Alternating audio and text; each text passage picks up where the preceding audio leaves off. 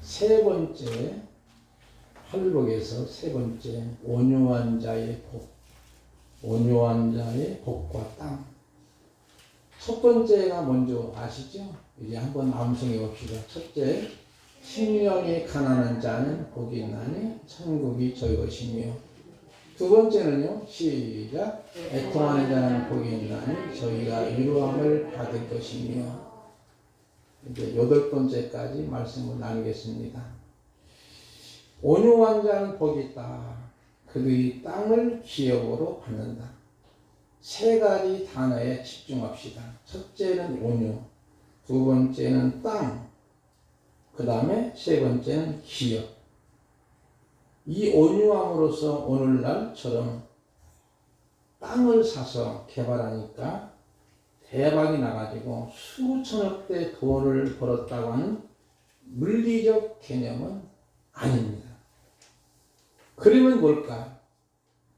땅의 원리로 하나님의 나라를 말씀하시고자 하는 것이고, 팔복의 말씀을 다 붙여놓으면 만복의 근원이신 예수 그리스도의 복이 완성이 됩니다.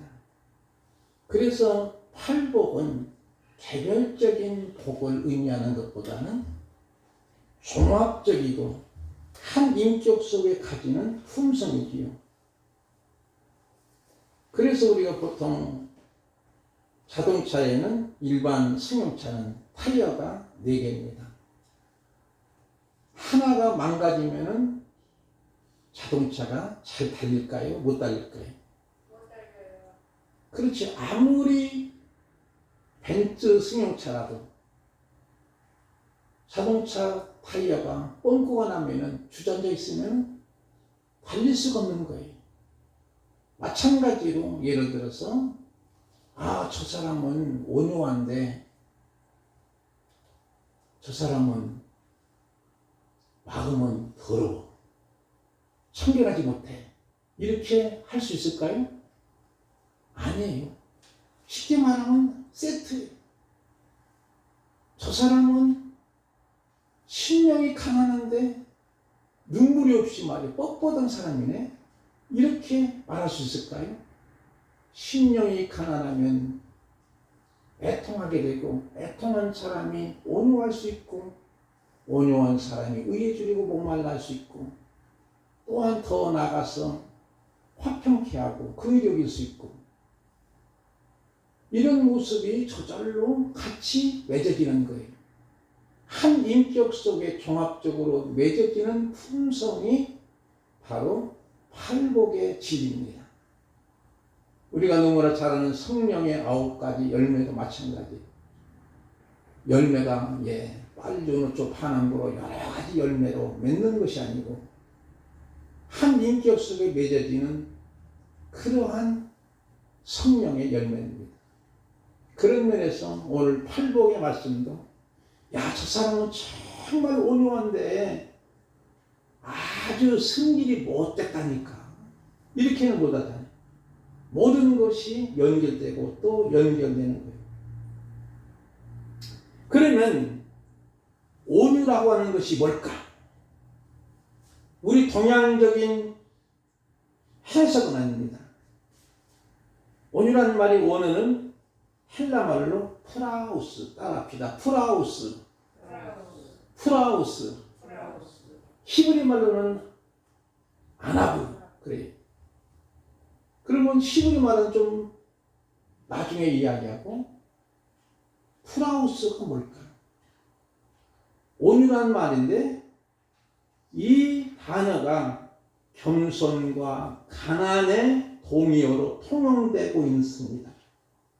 아까 말씀드린 것처럼 온유의 뜻은 동양적 해석은 아닙니다. 즉 부드러움을 의미하지 않고 싸납고 거칠게 자랐던 방록한 말을 잘 훈련해서 준마가 되게 하여 주인에게 충성을 다하게 하는 그런 모습이에요. 그래서 저는 갈라디아에 있는 말씀을 한번 인용해 봤습니다.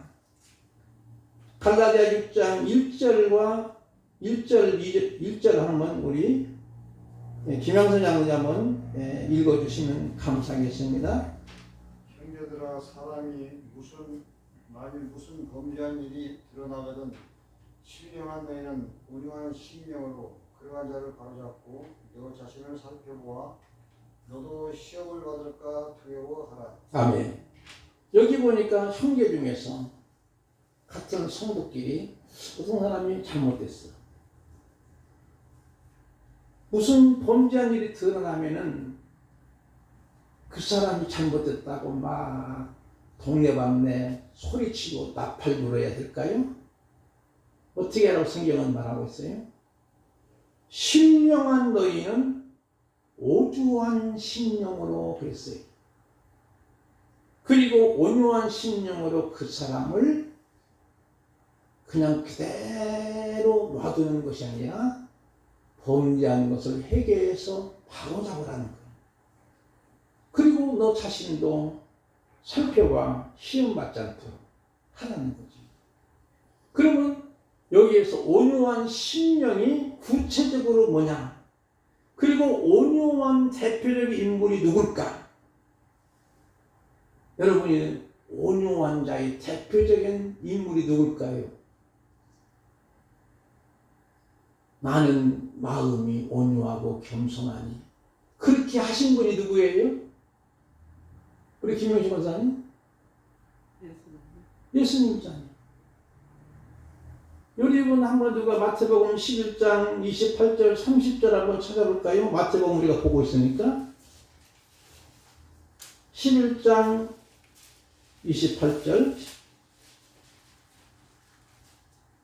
수고하고 무거운 짐진 자들아 다 내게로 오라 내가 너희를 쉬게 하리라. 계속적으로 읽으세요. 나는 마음이 온유하고 겸손하니 나의 멍에를 메고 내게 배우라. 그리하면 너희 마음이 쉼을 얻으리니 30절까지 이는 내 멍에는 쉽고 내 짐은 가벼움이라 하시니라. 아멘. 여기 말씀 보니까 바로 온유의 대가는 주님이잖아요. 나는 마음이 온유하고 겸손하니 하면서 전 말씀은 수고하고 있는 자들, 많이 우리가 수고하고 무거운 짐 있으면 승질되고 짜증내기도 하기도 하고 마음의 상처도 받고 그렇지만 어떠한 상황 속에서도 온유한 마음을 가지라는 거예요.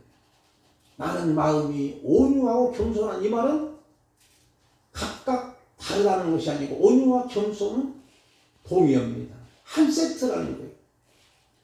그리고 와서 배우라. 그러면 너희 마음이 쉼을 얻으리니. 이렇게 말씀하시는 모습을 보면서 아까 말씀드린 것처럼 구체적으로 이 온유, 프라우스는 예를 든다면 몽골 지역에는 초원지대가 높습니다. 엄청나게. 그러면 거기다가 보통 방목을 합니다. 말을.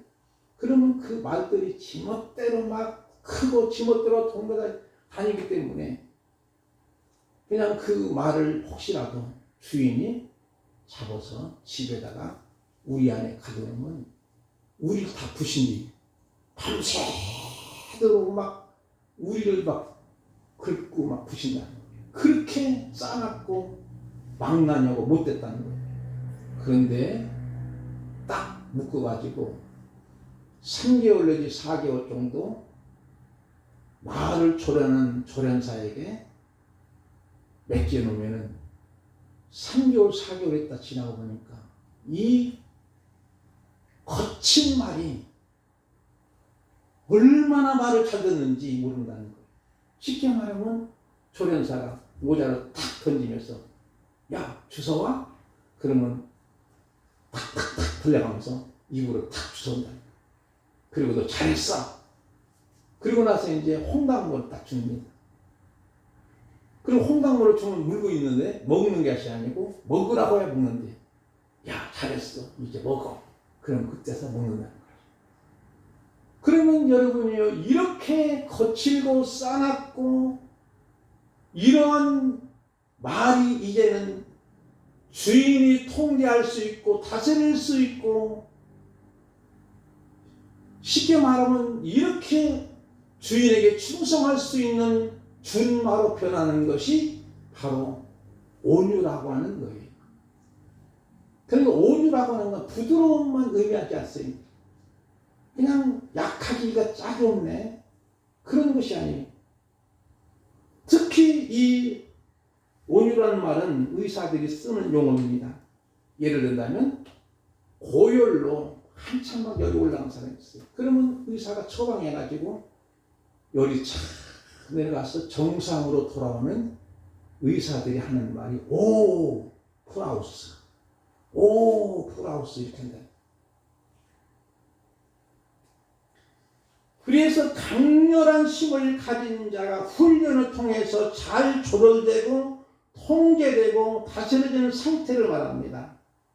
이때 오프라우스합니다. 그래서 정의를 주장하면서 광장에 모여 소리를 지르는 성도들이 간혹 있어요. 그것은 설익은 거예요. 자기들의만 주장만 옳다고 하는 것도 설익은 거예요.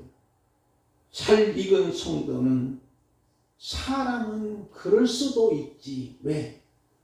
성경에는요. 우리가 모두가 의인은 하나도 없다고 로마서 3장 10절에 말씀하니 과연 의인이 있을까요? 하나도 없다는 거예요. 모두가 죄인이에요. 그러니까 의인은 없는 거예요. 그러니까 사람은 그럴 수도 있겠지 하는 거예요. 근데 자기는 옳다. 나만이 옳다 말이에요. 정의를 부르짖으면서 광장에 모여가지고 소리를 치는 것은 설익은 거예요. 너 자신을 살피라는 거지. 이 같은 상황을 거울 삼는 거지요. 우리가 잘못된 형제에게 손가락질 하지만 사실은 새 손가락은 자기를 향하고 있습니다. 여러분이 한번 시범으로 다른 곳에 해봅시다. 사람에게 하면 기분 나쁘니까. 제가 예를 들어서 하늘에다 딱 왜 납니까? 하나님 아버지. 그러면 하나님은 가르쳤지만 새 손가락 어디에? 자기를 가르치다는 거예요. 그러니 그 이야기예요. 자신을 살피라고 하는 것은 그런 모습이지요. 그 당시 1세기 이 말씀을 하실 때 예수님이 1세기의 시대적 배경을 보니까 온유의 깊은 의미를 더 알 수 있는 거예요.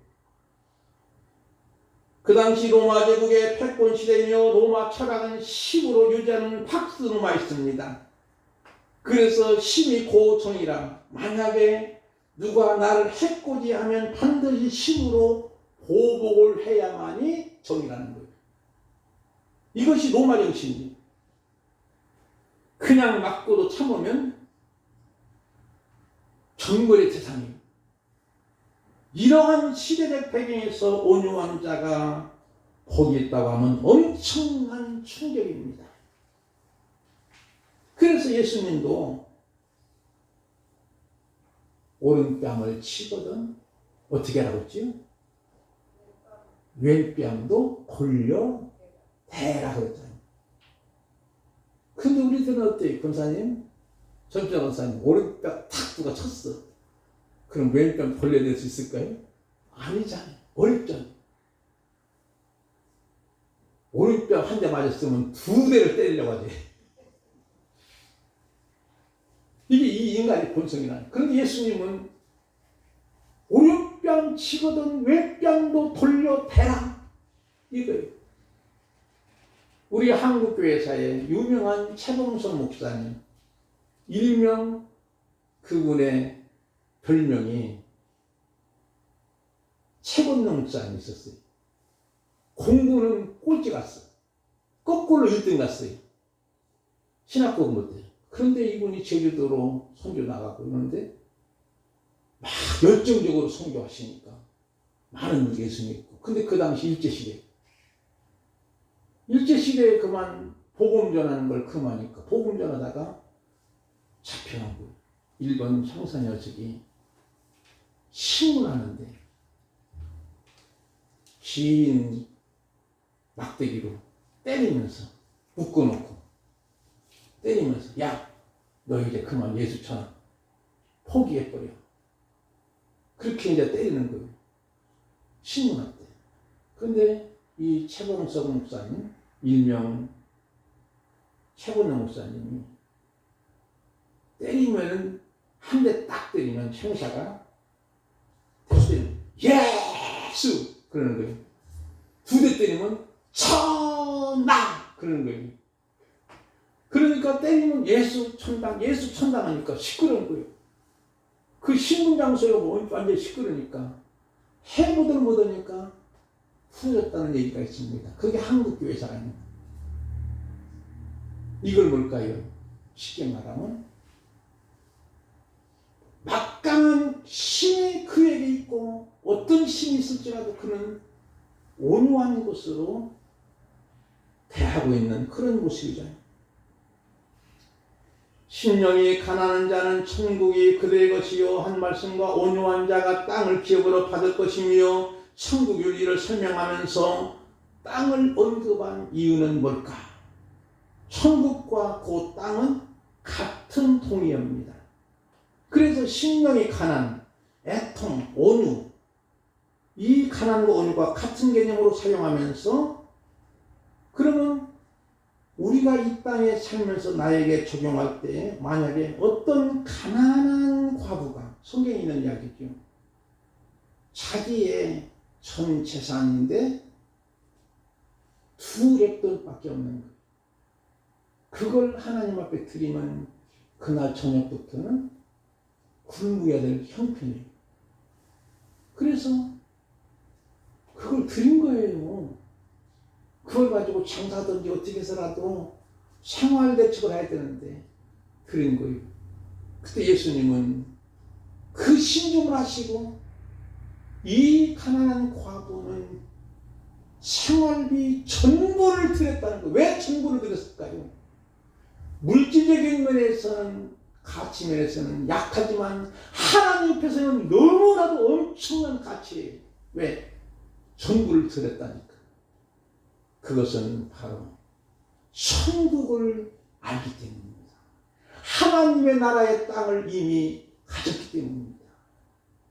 마치 어떤 사람이 밭을 갈다가 딱 걸리는 거니까 뭐가 걸려요. 생기에. 그래서 잠시 멈춰놓고 그곳에 걸리는 걸 보니까 뚜껑을 열어보니까 거기에 금은보화가 엄청나게 있는 거예요. 고대 시대는요, 대부분이 재산을 갖다가 지금은 뭐 5만 원꼴로 숨겨놓는다는 말도 있지만 그 당시는 재산을 갖다가 땅속에다 묻었답니다. 그리고 그분이 딱 돌아가시면 어디다 묻는지 모르잖아요. 지난번에 어떤 김치 냉장고에 돈이 뭐 2억인가 얼마 있었다고 얘기가 있다. 그것이 제주도까지 갔다는 거예요. 김치 냉장고 바닥 속에 딱 테이프를 붙여놔가지고 떨어지도 않고. 근데 그 사람이 중고 냉장고로 샀는데 쓰려고 이제 뒤집어 보니까 돈이 있는 거예요. 근데 그분이 돌아가셨어. 나중에 보면 추적해 보니까 그 후손들이 찾아간 거예요.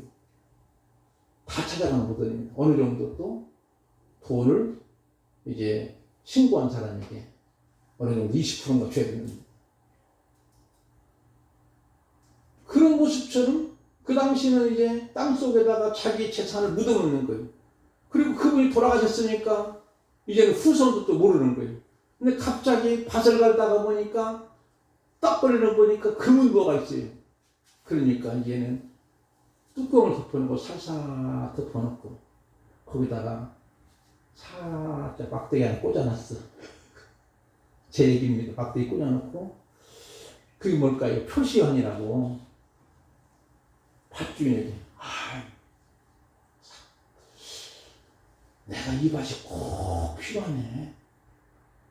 우리 산소도 쓸 수도 있고 여러 가지 필요한데 조금 팔세. 안 팔어. 조금 팔어. 내가 꼭 필요하니까 내가 그러면은 10만 원짜리 20만 원 줄게. 아니, 당신 미쳤어? 정말로 살 거요? 아니, 산다니까. 살 거요. 그래가지고 10만 원짜리를 20만 원 주고 예를 들어 콕 주고 그 밭을 살 것을 왜 샀을까요, 권사님? 보호가 있으니까. 자기 전 재산이라도 팔아서 살 수 있는 거예요. 마찬가지로 우리가 하나님의 나라의 땅을 발견하게 되면 그렇게 할 수가 있다고 하는 거예요. 그런 모습이에요. 근데 만약에 여러분이요, 야, 땅을 기업으로 얻을 것이며 하니까 이 사람들은 어떻게 이단종파들이 했냐면 땅을 투자하는 거예요. 대장동처럼 대박 날 거니까 한번 해보라고 말이에요. 그렇게 해서 가르쳐가지고 그건 여러분 완전한 무슨 복음? 따라합시다. 짝퉁 복음. 가짜 복음.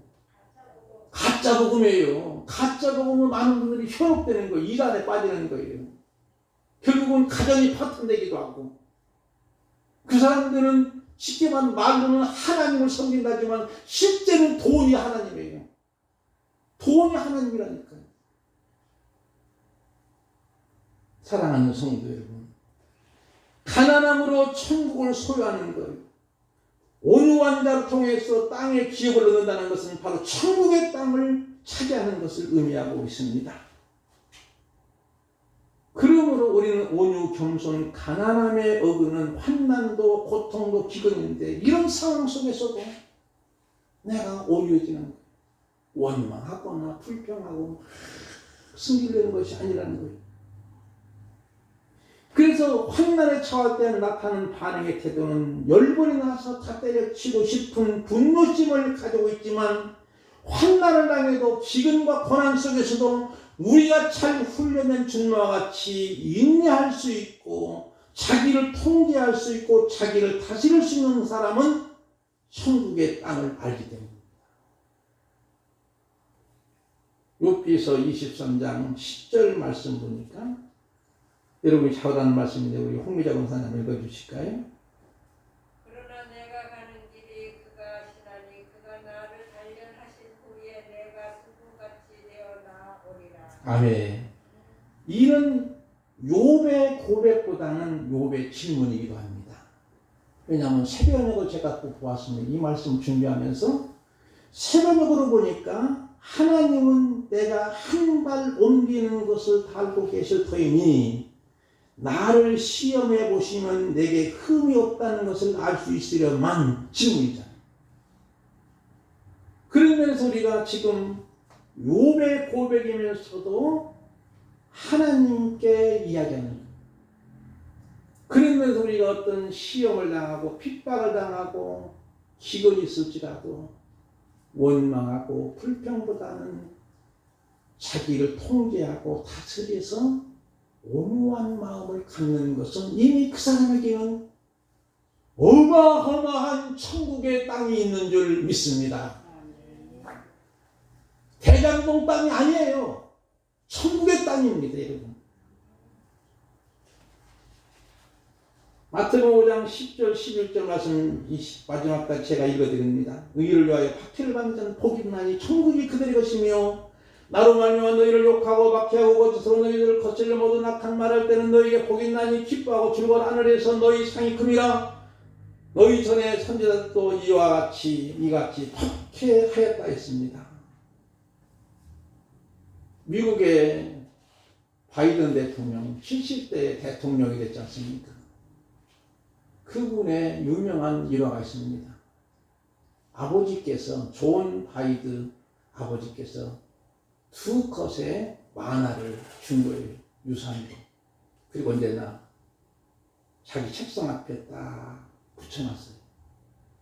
내용은 뭐냐면 어떤 선장이 이제 항해 중에 갑자기 막 태풍이 몰아쳐. 비바람이 몰아쳐.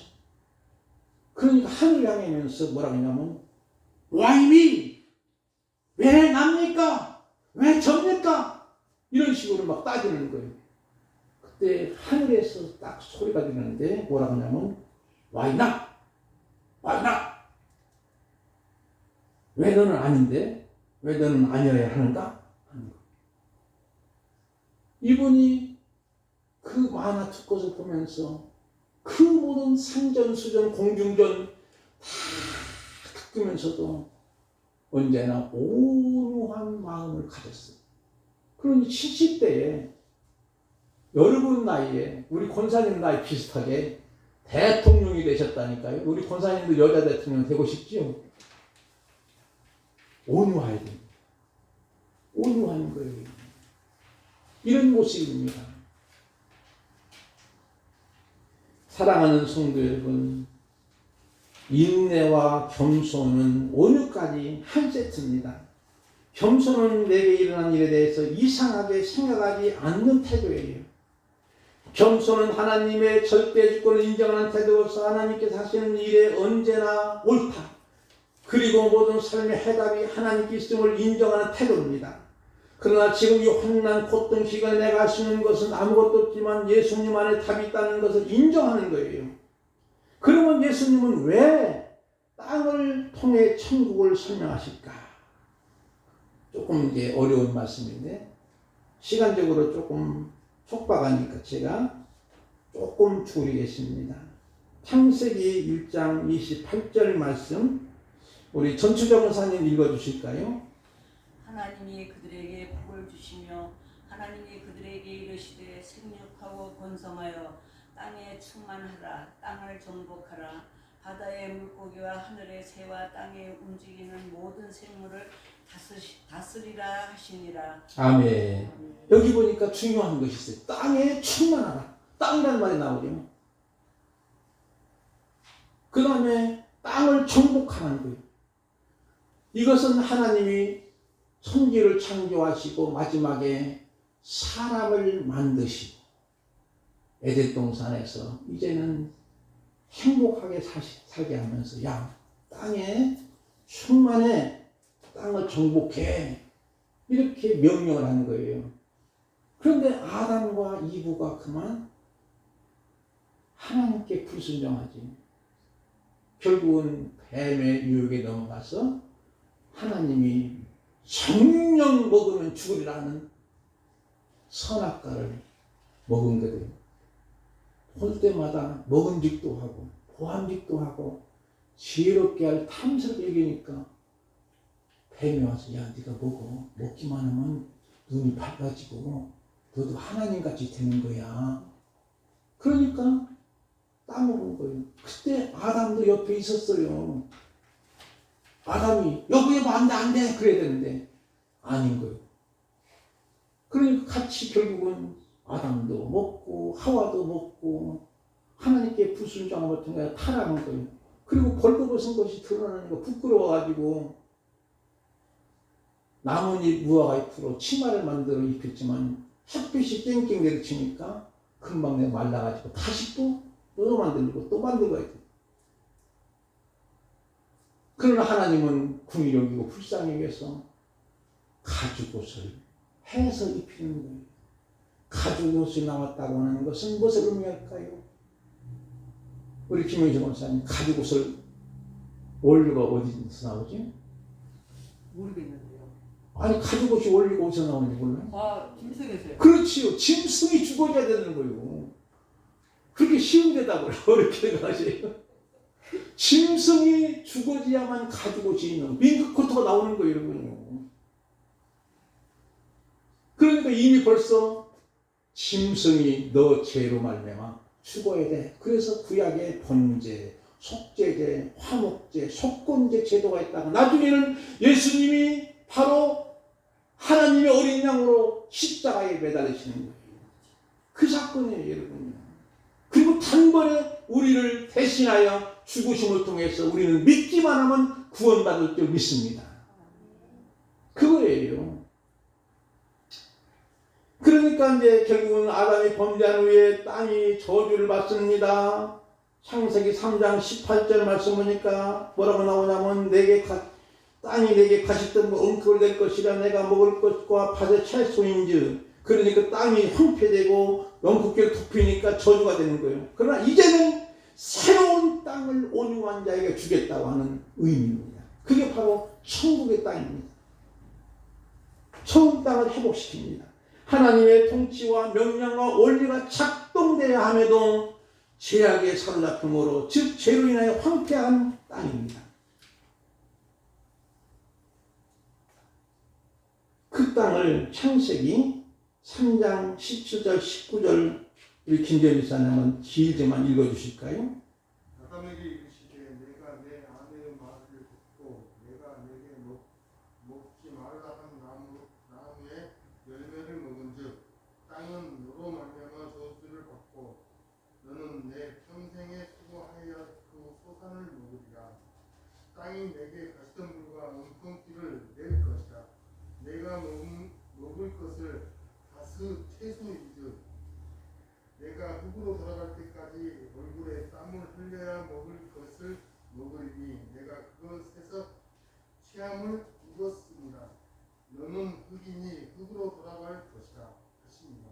아멘. 그 다음에 창세기 12장 1절 말씀은 우리 김학성 목사님 읽어주실까요? 좀 쉬우니까. 여호와께서 아브라함에게 이르시되 너는 너의 고향 친척 아버지 집에 떠나 나로 네게 보여준 땅으로 가라. 내가 너의 큰 민족이 이루고 너에게 복을 주어 네 이름으로 창대케 하게 하여 너를 복있게 되리라. 아멘. 자, 저주의 땅이 이제는 아브라함 불러서 이 축복의 땅으로 하나님이 만드시기 위해서 너는 바로 이제 내 본토 친척 아비 집을 떠나라. 이제 옛 것은 떠나라. 그리고 이제 내가 보여줄 땅으로 가라는 것은 뭘까? 천국의 땅으로 가라는 의미. 그러니까 여러분이 온유한 자가 복이 있나니 저희가 땅을 기업으로 얻는다는 말은 여기에 통하는 거예요. 그러니까 여러분이 땅이 쉽게 말하면 대장동 땅은 절대 아니라는 걸 기억해야 됩니다. 명심해야 됩니다. 하나님의 나라의 땅인 줄 믿습니다. 이제는 저주의 땅, 정말로 엉금기가 있는 황폐한 땅이 이제는 축복의 땅, 하나님의 나라의 땅으로 우리를 불러주시는 거예요. 그게 바로 온유한 자가 갈 수 있는 땅인 줄 믿습니다. 조금 넘겨서 여러분이요. 창세기 12장 7절 말씀을 우리 호흡자에서 읽어주실까요? 좀 내려가서. 여호와께서 아브라함에게 나타나 이르시되 내가 이 땅을 내 자손에게 주시리라 하신지라. 자기에게 나타나신 여호와께 그가 그곳에서 제단을 쌓고 끌고요. 예, 거기까지. 그러니까 이 땅을 내 자손에게 어떻게 한다고요? 주리라 그랬잖아요. 여러분이 믿는 저와 여러분이 우리 후손들이 나를 따라서 예수 믿으면 모두가 하나님의 나라 땅을 차지하는 줄 믿습니다. 아멘. 그런 면에서 우리가 중요한 것은 온유한 자를 통해서 하나님의 나라의 땅이 건설되고 확장되는 거예요. 한 가지 시간이 조금 지났지만 예를 들고 마치겠습니다. 1892년 26세 나이로 아내와 함께 조선 땅에 발을 디딘 미국인 선교사 FS 밀런데 한국말로는 밀로와 선교사가 왔었습니다. 지금은 그 가족들의 묘가 양화진에 있는데 한평생 한국 땅에 와서 일생을 바치고 헌신했습니다. 5명의 자녀가 있었습니다. 넷째와 다섯째가 그만 한국 땅에서 잃게 되는 거예요. 왜 이러냐면은 정상적으로 낳는데 애들이 조금 아프다 보니까 갈 병원이 없는 거예요. 그 당시 우리 조선 초기에 여러분이 고종 이후에 조선 초기에 의술이 뭐 있었습니까? 여러분 1892년에 그러니까 병원이 없으니까 미국에 있었으면 병원에 가서 치료받고 나을 수 있었는데 갈 수 없어서 결국은 두 애들이 세상을 떠나고 말고 그 충격에 의해서 아내도 세상을 떠나게 되는 것. 그때 사람들이 선교사님 당신 너무나 좋은 일을 많이 하는데 당신에게 좋은 일을 시키는 예수님은 과연 어떤 분이기에 그렇게 모질게 당신을 괴롭게 하시나이까? 이 밀로와 선교사님이 대답을 어떻게 했을까요? 찬송가 96장으로 데려간 거예요. 그분이 찬송가를 작사한 겁니다. 여러분 한번 펴볼까요? 96장 작사가 누구인지. 거기다 밀로아라고 썼을 겁니다.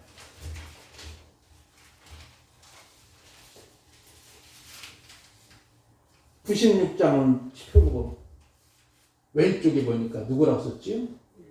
밀로아잖아요. 이분이 작사한 거예요. 예수님은 누구십니까? 여러분, 우리 다 같이 일어나서 찬송가 26장 부르고 기도하는 시간 갖겠습니다.